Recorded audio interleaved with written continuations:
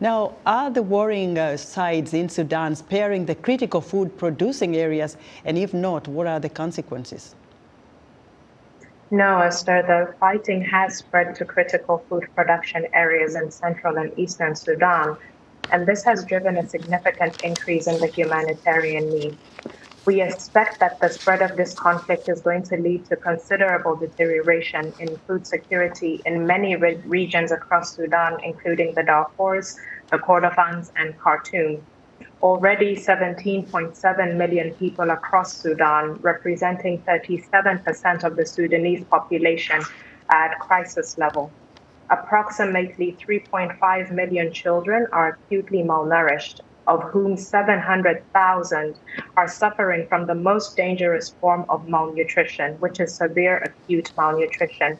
And without treatment, these children are at significant risk of dying. Right. Now, if the war rages on, how many Sudanese do you estimate will need assistance this year?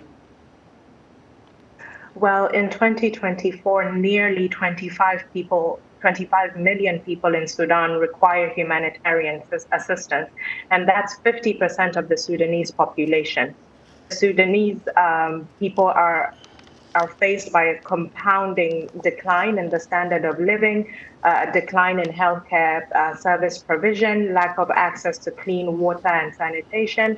And all of this is compounded by the outbreak of cholera, measles, dengue fever, which are no doubt going to get worse without a ceasefire. And now, as the harvest season approaches, what are the farmers there faced with? Well, during the 2023 agricultural season, farmers faced many challenges, including an increase in the cost of inputs, erratic rainfall, loss of wage labor as people fled their homes, and insecurity. The total estimated planted area from the 2023 summer farming season was 15% lower than the 5-year average before the start of this conflict, and saw a significant reduction in the production of sorghum and millet, which are staple cereals. Even for the land that was planted, what we've seen is that farmers across the country, they're tragically having to sit at home and see their crops wither away because they cannot reach their farms due to insecurity.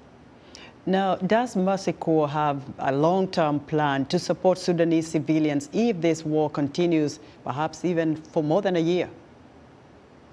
Yes, of course. Mercy Corps is committed to continuing to provide support to the Sudanese people, even in the face of a prolonged conflict. We recognize the complex and challenging nature of the situation and are developing comprehensive long-term plans to continue to support conflict-affected communities.